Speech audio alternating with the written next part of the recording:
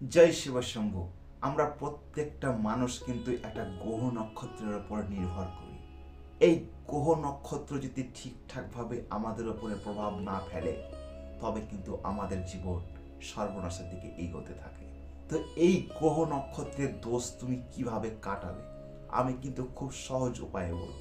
যদি আমার এই ভিডিওটি সম্পূর্ণ তুমি দেখতে পারো তবে কিন্তু তুমি নিজেই জানতে পারবে তোমার গ্রহের দোষ কিভাবে তুমি কাটাতে পারবে। আমার এই চ্যানেলে যদি নতুন হয়ে থাকো চ্যানেলটাকে সাবস্ক্রাইব করে নাও, কারণ আমি যা কিছু এই চ্যানেলে দিয়ে থাকি তা মানুষের ভালো কাজে লাগে। যদি গ্রহের দোষ আমাদের জীবনে থেকে থাকে তবে আমরা জীবনে কোনো উন্নতি করতে পারবো না, এটা কোনো দিনই সম্ভব না। যদি আমাদের গ্রহের একটা ঠিকঠাক জায়গা না থাকে বা আমাদের গ্রহ যদি মজবুত হয়ে না থাকে, আমরা যতই চেষ্টা করি না কেন আমরা কোনো দিনও তার সফল হয়ে উঠতে পারবো না। এই গ্রহের দোষ কাটানোর জন্য আমি একটা মাত্র জিনিস বলবো, আর সেই জিনিসটাকে নানান ক্ষেত্রে ব্যবহার করে তুমি প্রত্যেকটা গ্রহকে হাতের কন্ট্রোলে করতে পারবে।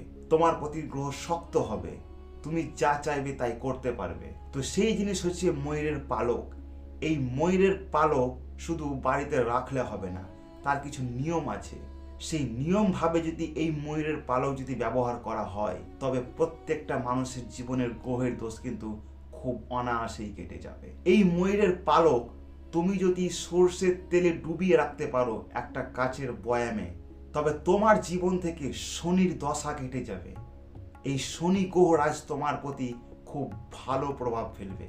এই ময়ূরের পালক যদি সর্ষের তেলে ডুবিয়ে রাখা যেতে পারে তবে কিন্তু জীবন থেকে শনিদেবের দশা খুব তাড়াতাড়ি কেটে যাবে। এই ময়ূরের পালক যদি দুধে ডুবিয়ে রাখতে পারো তবে কিন্তু তোমার জন্য চন্দ্র খুব ভালো জায়গায় থাকবে বা চন্দ্র তোমার খুব শক্তিশালী হবে। কারণ প্রত্যেকটা মানুষের এক একটা গ্রহ থাকে, এই গ্রহ যদি তোমার খারাপ হয় তবে কিন্তু জীবন শেষ। কারণ গ্রহ ছাড়া তুমি কোনোদিনই উন্নতি করতে পারবে না, এটা একমাত্র সনাতন ধর্মে বা জ্যোতিষ শাস্ত্রেই বলা হয়। তোমার যদি সোনার আংটি থেকে থাকে, এই ময়ূরের পাখা আংটিতে পেঁচিয়ে তুমি ব্যবহার করো, ধারণ করো আঙুলে, তবে তোমার কাছে সূর্য খুব মজবুত হবে বা খুব শক্তিশালী হবে সূর্য। এবার আমরা জানবো মঙ্গল গ্রহ কি করে শক্তিশালী করব।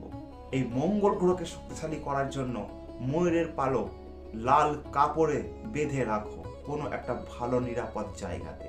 এই কাজ করলে মঙ্গল গ্রহ কিন্তু খুব মজবুত হয় বা খুব শক্তিশালী হয়। যাদের মানসিকতা ঠিকঠাক কাজ করে না বা বুদ্ধি কাজ করে না, ব্যবসা ক্ষেত্রে একটা অবনতি লেগেই থাকে, ময়ূরের পালক বইয়ে এবং ব্যবসার যে হিসাবের খাতা সে খাতার মধ্যে যদি রাখতে পারো তবে কিন্তু বুধ খুব ভালো জায়গায় অবস্থান করে। কারণ বুধ ছাড়া তোমার ব্যবসা অসম্ভব। এই বুধ গ্রহ প্রত্যেকটা মানুষের জীবনে একটা ব্যবসার বা কর্মের প্রতি প্রভাব ফেলে। এই বুদ্ধি যদি তোমার ঠিকঠাকভাবে কাজ না করে তবে কিন্তু তুমি ব্যবসা করতে কোনোদিনও পারবে না। যাদের অর্থের খুব অভাব থাকে তারা যদি গাঁদা ফুলের সাথে ময়ূরের পালক মা লক্ষ্মীর পায়ে অর্পণ করা যায় তবে কিন্তু মা লক্ষ্মীর বাস থাকে সেই ঘরে কোনো অর্থের অভাব থাকে না। এতে বৃহস্পতি খুব শক্তিশালী হয়। প্রত্যেকটা মানুষের বাড়িতে কিন্তু আয়না আছে, এই আয়নায় যদি একটা ময়ূরের পালক রাখতে পারো তবে কিন্তু শুক্র গ্রহ খুব মজবুত হয়। এই শুক্রের কারণে বাড়িতে অনেক রকম নানান ধরনের কলহ ঝগড়া অশান্তি লেগেই থাকে বাড়িতে। এই আয়নাতে যদি তুমি ময়ূরের পালক লাগিয়ে রাখতে পারো খুব ভালো। কিন্তু এবার আমাদের সব থেকে ভয়ানক যেই দুটো গ্রহ, সেই দুটি গ্রহ হচ্ছে রাহু কেতু। এদেরকে কন্ট্রোল করার জন্য কি করা যেতে পারে? রাহুকে যদি কন্ট্রোলে করতে চাও একটা ময়ূরের পালক নীল কাপড়ে জড়িয়ে ভগবানের স্থানে রাখো বা ঠাকুর ঘরে রাখো, এতে কিন্তু রাহু খুব মজবুত হয়। রাহু তোমার প্রতি কৃপা রাখবে, কোনো ক্ষতি তোমার হতে দেবে না। এবার কেতুর জন্য কি করা যেতে পারে?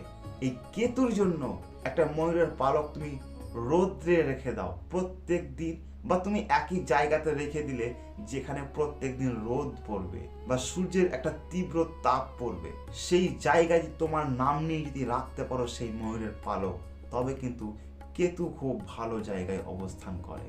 তো আমি প্রায় সব গ্রহেরই বলে দিলাম কিভাবে তুমি দোষ কাটাবে, এবার বাকিটা তোমার হাতে। কিন্তু এই কাজগুলো যদি করে থাকো অবশ্যই তোমার গ্রহের দোষ কেটে যাবে। আর যদি কোনো প্রশ্ন থাকে কমেন্ট বক্সে লিখে যাও, এর উত্তর আমি অবশ্যই দিয়ে যাব। দেখা হচ্ছে পরের ভিডিওতে। জয় শিব শম্ভু।